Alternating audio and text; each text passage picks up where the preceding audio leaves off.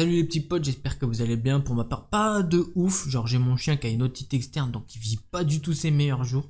Mais on n'est pas là pour parler de ça, même si on l'aime bien, mon petit pote, hein, mon petit frérot. Aujourd'hui, je vais vous raconter 3 threads d'horreur. Je vous rappelle qu'on sort une vidéo tous les 2 jours, donc n'hésitez pas à vous abonner pour ne pas louper les prochaines vidéos. Puis tant qu'à faire, le petit like, ça fait toujours plaisir. D'ailleurs, aujourd'hui, les 3 histoires que je vais vous raconter, elles sont toutes françaises. Prends ton meilleur chocolat chaud et installe-toi confortablement parce qu'on commence tout de suite avec une histoire à la première personne.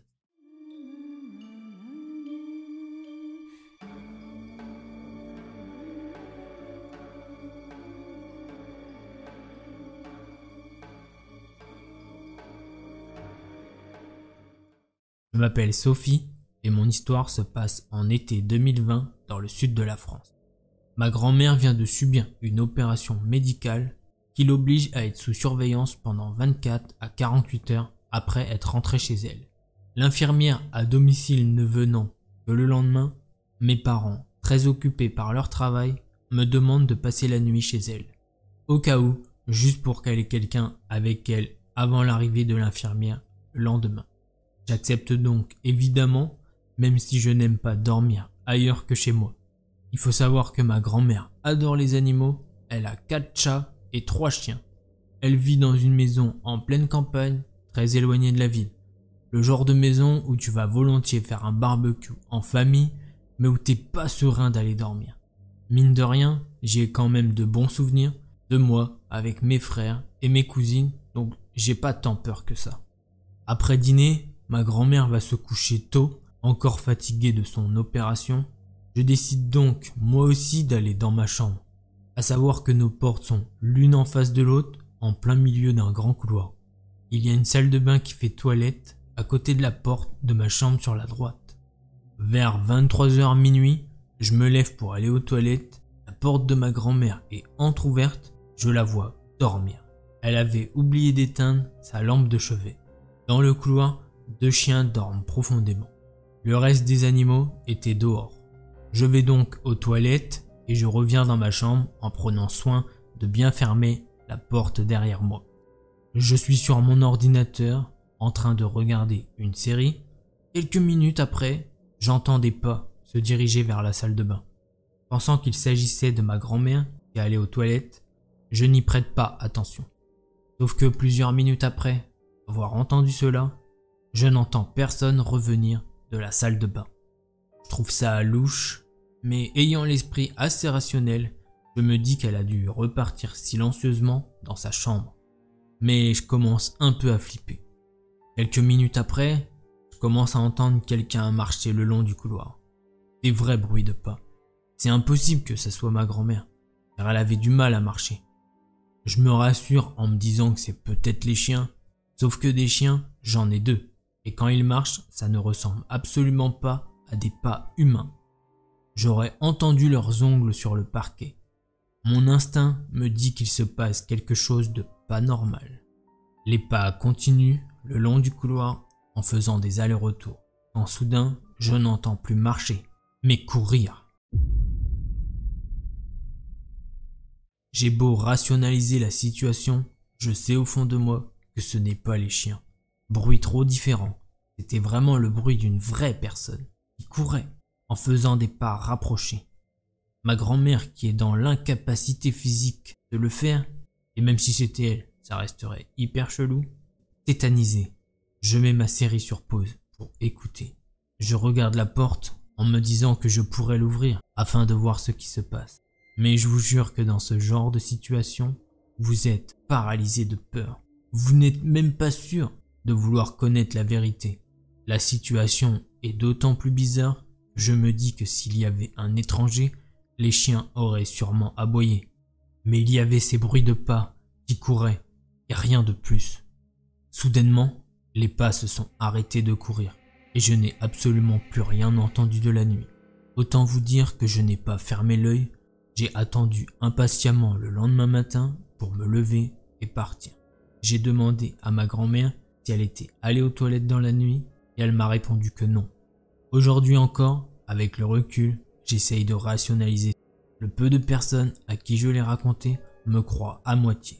Mais j'ai la conviction qu'il s'est passé quelque chose de bizarre. Une chose est sûre, je n'irai plus jamais y dormir seul. Cette petite histoire se termine ici. Alors elle a une petite mécanique assez sympa, ça change un petit peu. Moi ce que j'ai pensé, vu que c'est une grande maison, c'est peut-être qu'il y a quelqu'un à l'étage, voire au grenier. Je sais pas ce que vous en pensez, vous pouvez toujours donner votre théorie dans les commentaires. On va passer de suite à la seconde histoire.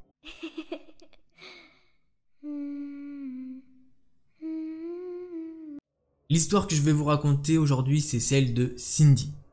Elle nous explique qu'elle utilise Tinder pour faire de nouvelles rencontres, mais sans vrai but. Elle a déjà rencontré quelques personnes et tout se passait très bien. Elle a un petit match et c'est avec un certain Félix. Le rendez-vous se passe bien, ils décident d'aller boire un coup au bar en ville. Avant chaque premier rendez-vous, Cindy prévient toujours plusieurs personnes de son entourage et va toujours dans des lieux publics. Comme ça, elle est plus ou moins safe. La soirée se passe bien, il lui paye même un petit kebab. Il y a eu quelques moments de blanc et de malaise, mais pour un premier date, c'est assez normal. Ils ont quand même bien rigolé et ils se sont trouvés quelques points communs, dont l'amour de la culture japonaise. Quelques jours après, le samedi matin, Félix lui envoie un SMS et il lui propose de venir voir un film chez lui ce soir. Il a deux arguments clés. Il a un vidéoprojecteur et le second, c'est que c'est un film des studios Ghibli, qu'elle adore par-dessus tout. Cindy, elle est pas ultra chaude, le lendemain c'est le dimanche et elle veut juste faire une grasse mat.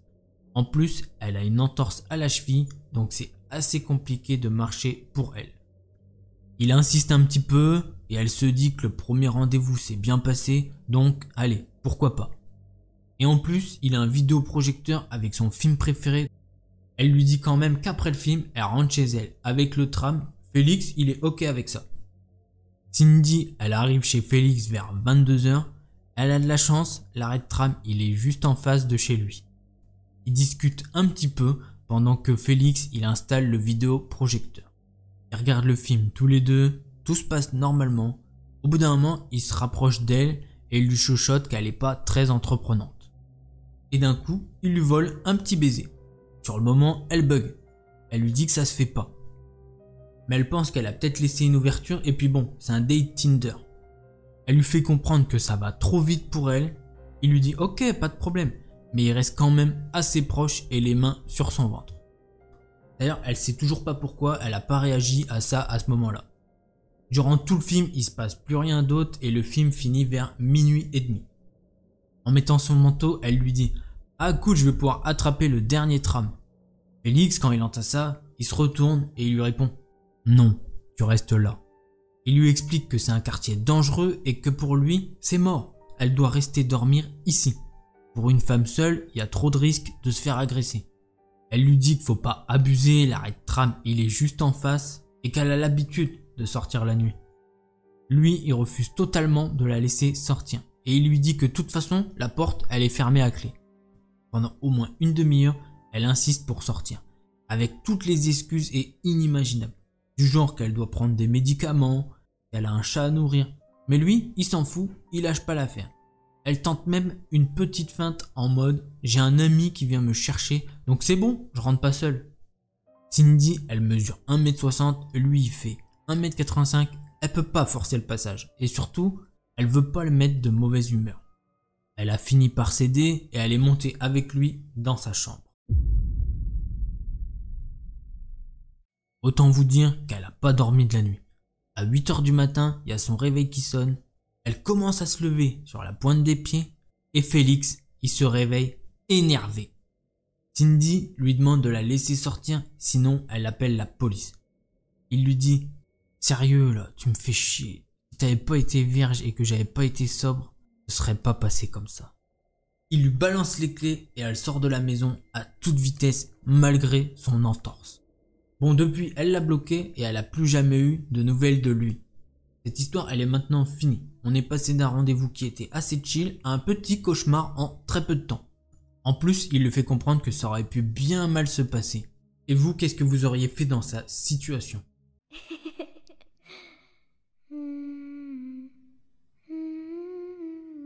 Je vais vous raconter l'histoire de Lena qui s'est passée il y a 3 ans. Cette histoire, elle se passe en octobre 2018, donc il n'y avait pas encore le Covid et donc pas mal de soirées étudiantes. Lena, elle est en 2e année de licence et elle vit dans une cité universitaire. Elle est dans sa chambre en train de réviser et elle reçoit un SMS de Max, son meilleur ami.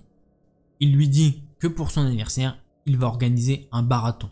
Pour ceux qui savent pas ce que c'est un barathon, c'est juste une tournée des bars. Il lui propose de venir et elle accepte, normal, c'est son meilleur ami. Une semaine plus tard, elle arrive au premier bar, elle rencontre les autres amis de Max. Elle passe une bonne soirée. Parmi les invités, elle aperçoit un gars qui s'appelle Simon. Elle l'avait déjà aperçu puisqu'il rendait souvent visite à son ancien voisin de palier. Et elle l'aimait pas du tout, c'était physique, il n'y avait pas cette alchimie entre eux. Mais bon, elle se laisse un peu aller, l'alcool, l'ambiance, et ils ont commencé à discuter. Il est 4 heures du mat et tout le monde est complètement mort, sauf Simon. Elle décide de rentrer à pied chez elle, mais elle marche pas droite du tout et complètement inconsciente du danger. Simon arrive et lui propose de la raccompagner car il voit qu'elle fait des zigzags et que bon, c'est dangereux pour elle. Lena, elle est ok avec ça. Il lui demande donc si elle vit encore dans la même cité universitaire. Elle répond qu'elle vit toujours là-bas. Elle va dire au revoir aux invités et à Max. Sur le trajet, elle commence à retrouver un peu ses esprits. Simon, lui, il est en pleine forme. Ils discutent et ils rigolent ensemble. Ils arrivent à la porte du bâtiment, elle le remercie et elle lui souhaite une bonne soirée. Elle espère qu'elle le reverra en soirée avec Max. Simon, il lui dit « Attends, je te raccompagne à ta chambre directement. » Lena, elle comprend pas trop pourquoi il veut monter dans sa chambre alors que c'est bon, elle est en sécurité. Elle lui dit que c'est bon, elle peut monter toute seule les escaliers. Simon, il insiste lourdement et il trouve comme excuse « Non mais là j'ai trop soif, tu peux me servir un verre ?» Elle le sent pas du tout, elle est encore ivre, mais elle sent que si elle refuse, il peut la forcer. Elle accepte donc, mais à ce moment-là, elle a quand même un éclair de génie. Là, Lena, elle dit à Simon « Ah au fait, maintenant je vais au dernier étage du bâtiment 6 et l'ascenseur ne fonctionne pas, désolé. » Là, Lena, elle raconte juste un gros mytho vu qu'elle habite encore au bâtiment 5. Mais heureusement pour elle, c'est la même clé que le bâtiment 6.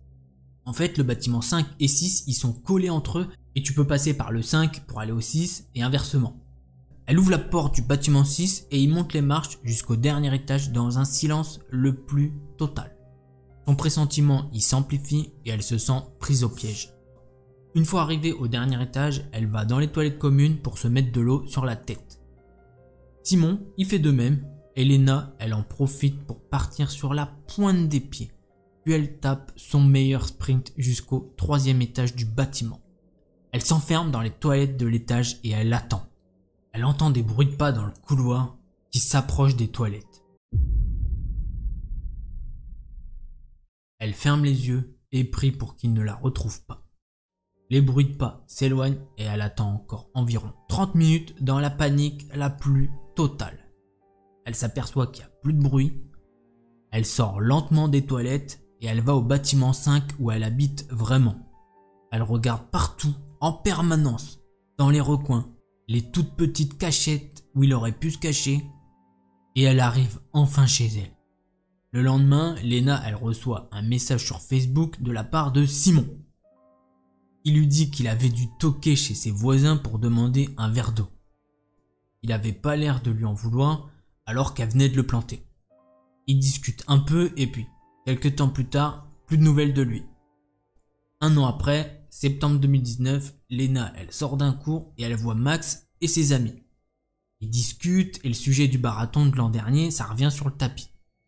Bon, elle lui sort en rigolant « Ouais bah ton ami Simon, il m'avait raccompagné et il était un peu chelou, mais pas méchant. » Max, il la regarde et lui dit d'un air froid « Ne me parle pas de cet enfoiré de Simon.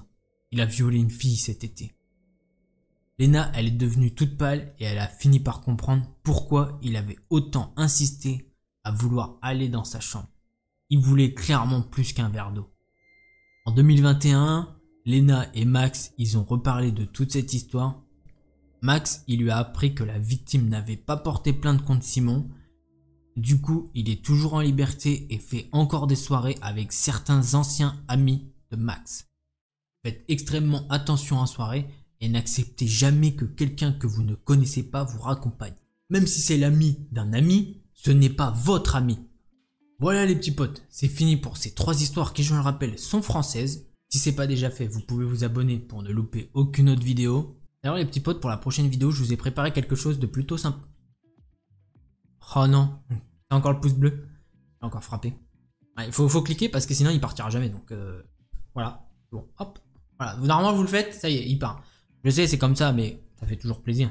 Allez, c'est bien marrant, mais moi je vous dis à la prochaine pour une prochaine vidéo. Portez-vous bien. Tchuss! I just want to play a game with you. Hey, don't you run away. Please stay. Stay with me. If you don't come play with me, then we will kill you.